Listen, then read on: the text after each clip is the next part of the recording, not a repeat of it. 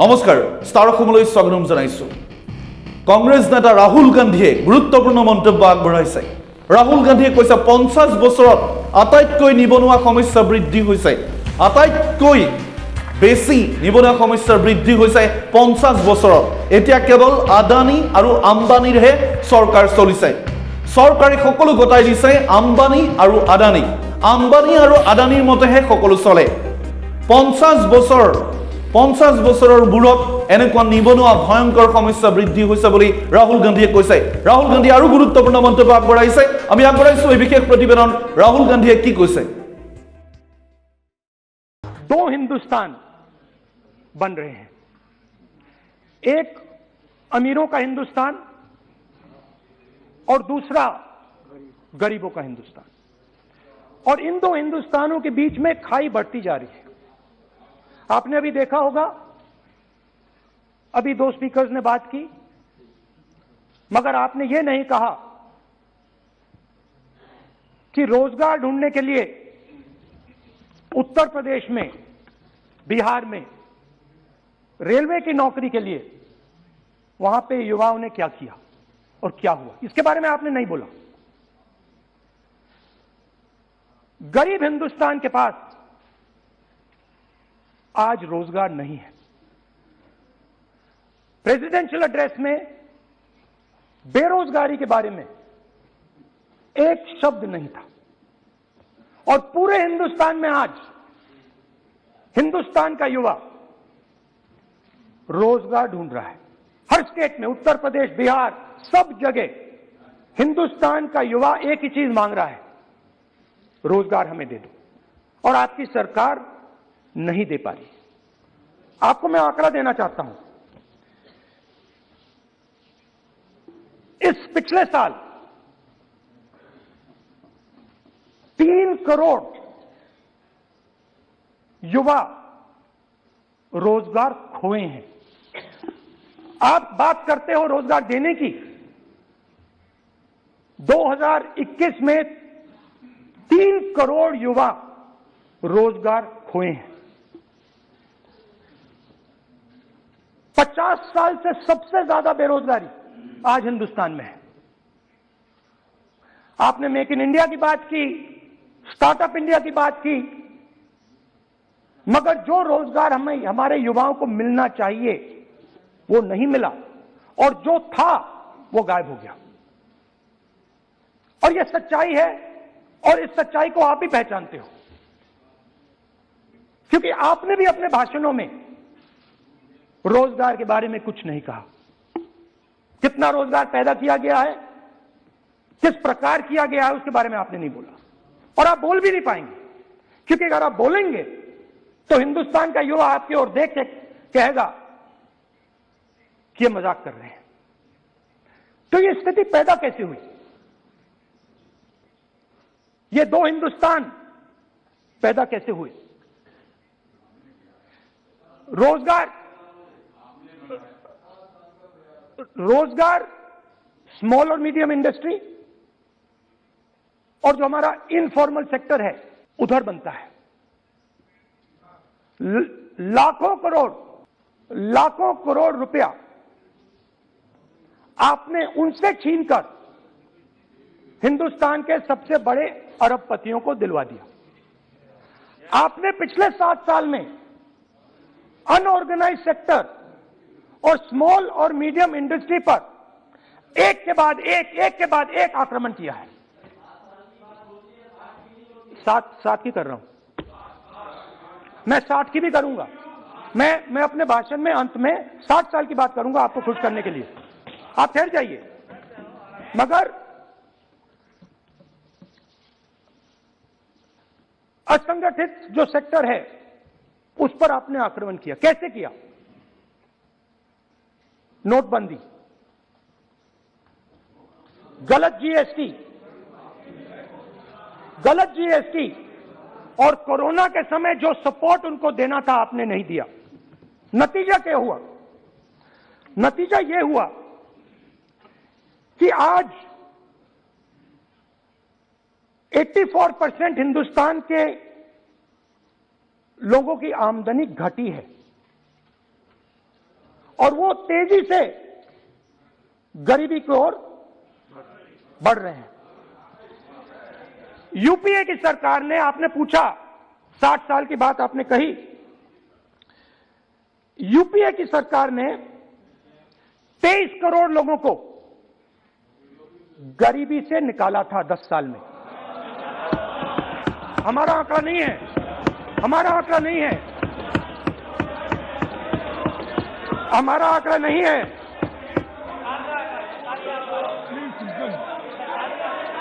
आप हंसिए, हमारा आंकड़ा नहीं है, यह सच्चा आंकड़ा है। 27 करोड़ लोगों को हमने गरीबी से निकाला था और 23 करोड़ लोगों को आपने गरीबी में वापस डाल दिया।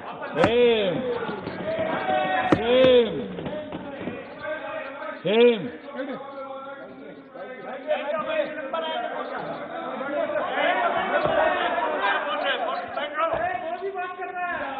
और हो क्या रहा है, फॉर्मल सेक्टर में मोनोपोलीज बन रही हैं। किसी भी आप सेक्टर में देखिए, और सबसे दो मोनोपोलिस्ट के बारे में थोड़ा सा बोलूंगा।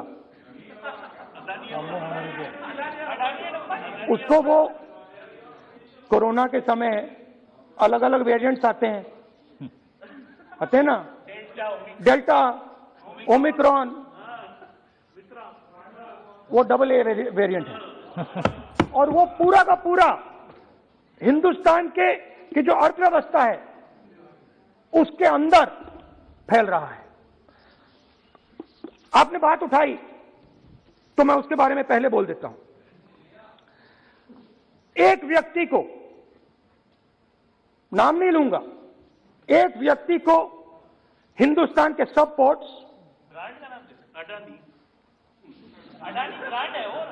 ब्रांड, हिंदुस्तान के सब पोर्ट्स, हिंदुस्तान के सब एयरपोर्ट,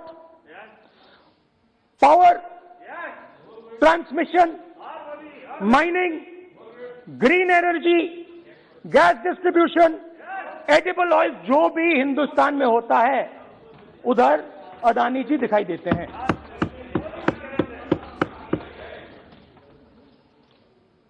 और दूसरी side Ambani ji petrochemicals, telecom, retail, e commerce में मोनोपोलियां।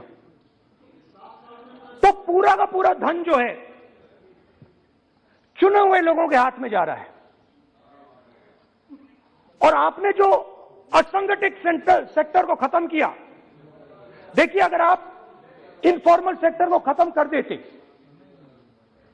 और मैन्युफैक्चरिंग जॉब्स आप क्रिएट कर देते तो फिर इतनी प्रॉब्लम नहीं आती, फिर दो हिंदुस्तान नहीं बनते। मगर आपने क्या किया, आपने असंगठित सेक्टर को खत्म कर दिया। नोटबंदी, जीएसटी, कोरोना, सारे के सारे जो स्मॉल और मीडियम बिजनेस है उनको आपने बंद कर दिया। बोलने दीजिए, बोलने दीजिए। सारे के सारे जो स्मॉल एंड मीडियम इंडस्ट्री है आपने उसको खत्म कर दिया, नष्ट कर दिया। अगर आप उनकी मदद करते, और अगर आप उनकी मदद करते, उनको सपोर्ट देते, तो फिर मैन्युफैक्चरिंग सेक्टर तैयार हो सकता था।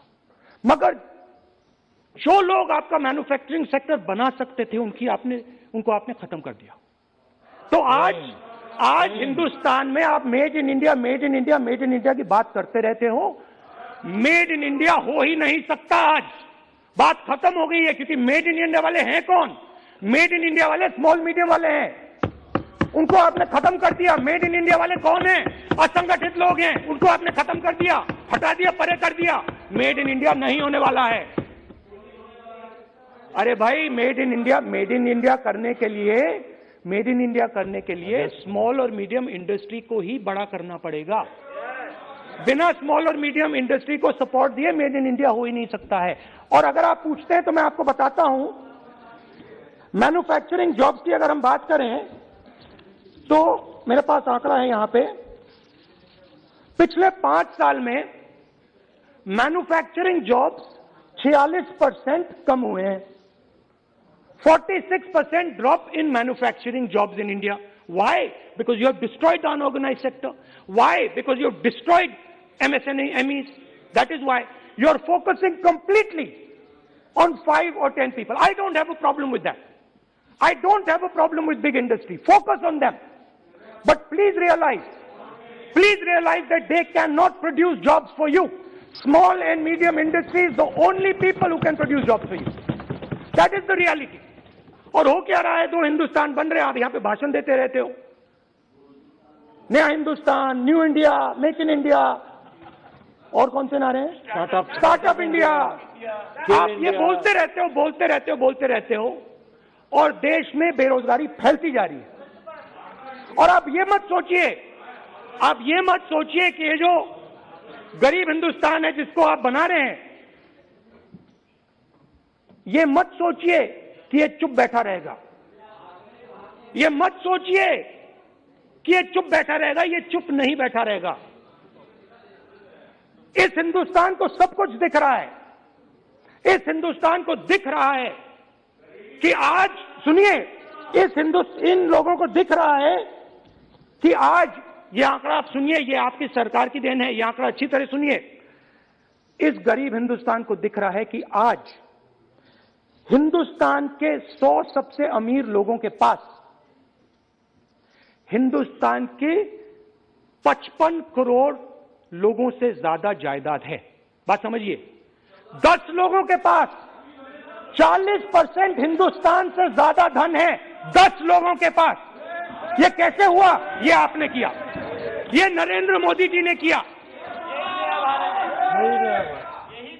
और तो मैं आपको एक सुझाव देता हूं, प्रधानमंत्री जी को आपको सुझाव देता हूं, ये जो 2 आप हिंदुस्तान आप बना रहे हैं, इन 2 हिंदुस्तानों को जोड़ने का काम जल्दी से शुरू कीजिए। स्मॉल एंड मीडियम इंडस्ट्रीज की मदद करना शुरू कीजिए। जो हमारे बेरोजगार युवाएं हैं उनकी मदद कीजिए। और ये जो आप पूरा का पूरा धन इन्हीं 5-10 लोगों को दे रहे हो, क्योंकि ये आपकी मार्केटिंग करते हैं, आपको टीवी, व्हाट्सएप, फेसबुक पे लगाते हैं, ये काम आप बंद कीजिए, नहीं तो देश का नुकसान होगा, आपका नहीं, देश। জীৱনৰ সৰু বৰ সমস্যাই যেতিয়া দিশহাৰা কৰে, জটিলতাই যেতিয়া সপোনবোৰ ভাঙি চুৰমাৰ কৰে, সমাধানৰ এটাই নাম, জ্যোতি আচাৰ্য ভৰতৰাজ। দৰিদ্ৰতাই যেতিয়া ঘৰুৱা সুখবোৰ হৰণ কৰে, সন্তানৰ সুখবোৰ যেতিয়া অকালতে মৰে, সুখৰ সেই বাগিচাখন পুনৰ ফুলাই তোলাৰ নাম মাথো এটাই, অসম সন্তান জ্যোতি আচাৰ্য ভৰতৰাজ। ভৰতৰাজ এষ্ট্ৰো সমাধান and research centre. Phone number 9954325775।